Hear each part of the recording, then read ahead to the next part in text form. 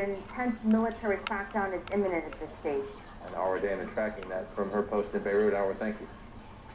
Human rights activists monitoring Syria say the arrest of Amina Abdallah is part of an increasingly aggressive effort by the Assad regime to stifle dissent.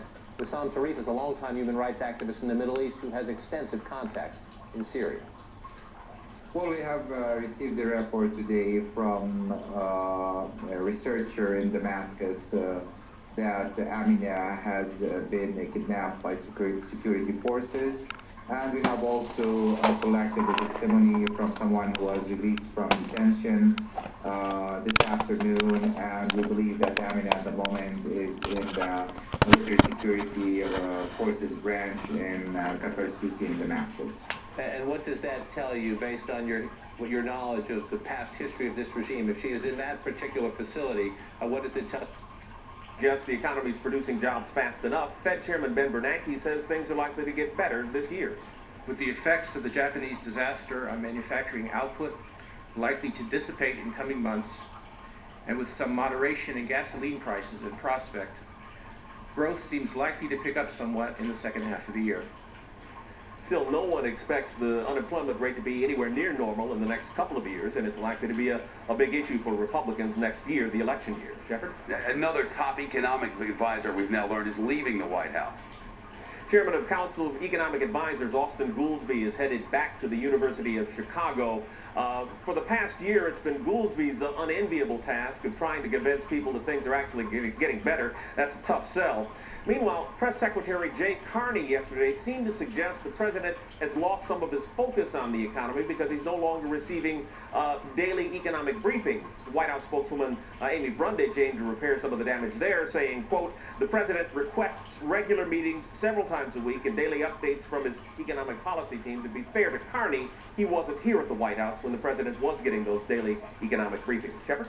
Wendell, that poll that I just mentioned shows that the president may be in for a tough re-election battle. And now one Republican challenger is unveiling his economic plan in the president's hometown. For that, we're live in Chicago, coming up just minutes from now. A Fox urgent first, though, hundreds of square miles now burned to a crisp, and the state of California government has a plan to avoid releasing thousands of convicts into the streets. Last month, the Supreme Court ordered California to cut its prison population by more than 30,000 inmates to ease overcrowding.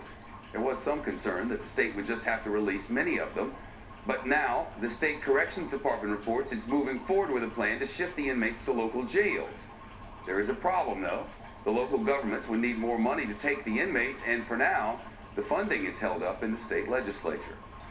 23 people are dead and more than 2,400 are sick, but scientists in Germany say that now they may never know the cause of the deadliest E. coli outbreak in history.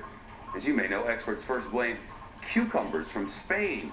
Then they pointed the finger at bean sprouts from an organic farm in Germany. And now, farmers say the outbreak has cost them hundreds of millions of dollars. The experts say that if they do not determine the origin within a week, they may miss their window altogether. Fortunately, Germany's health minister says it appears the worst of this outbreak has passed. John Edwards' greatest problem could be John Edwards.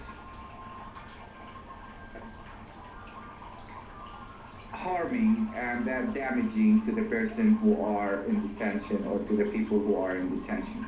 The human rights activist Demands for reform seriously, but they face a huge amount of opposition on the council to it. Russia and China are opposed, and they are veto holders, but there are at least 4 other countries also who have reservations about wading into the issue at the Security Council level. But what Alain Juppé, the French foreign minister, said was what he wanted to do and what the other European states were trying to do was to win as much support on the Council as possible for the resolution, and he figured he could get at least 11 nations supporting it, and then that would put political pressure on Russia and China not to veto, and indeed in just then...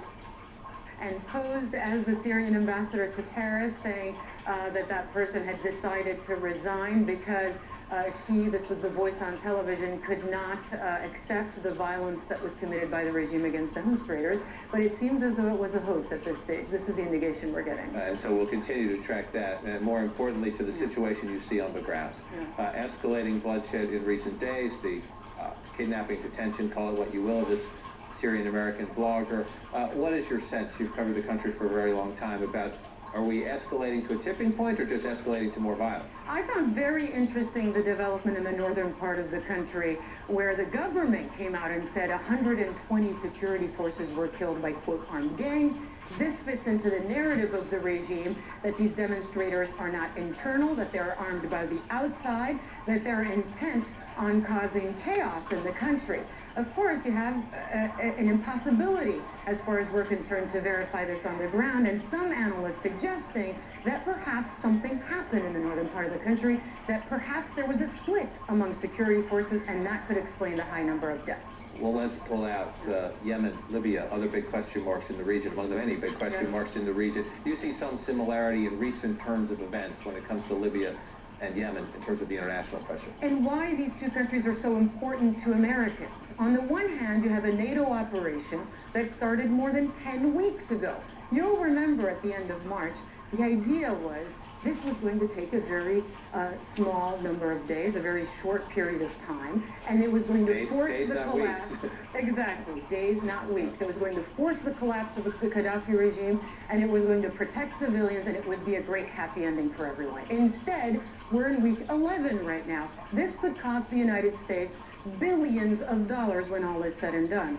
In Yemen, you have another situation that concerns Americans because you have a country on the brink of civil war still, a very tenuous sort of agreement between the sides, but Al-Qaeda in the Arabian Peninsula, the origin of several plots aimed at the West, there potentially taking advantage of the power vacuum in that country and growing its roots in Yemen.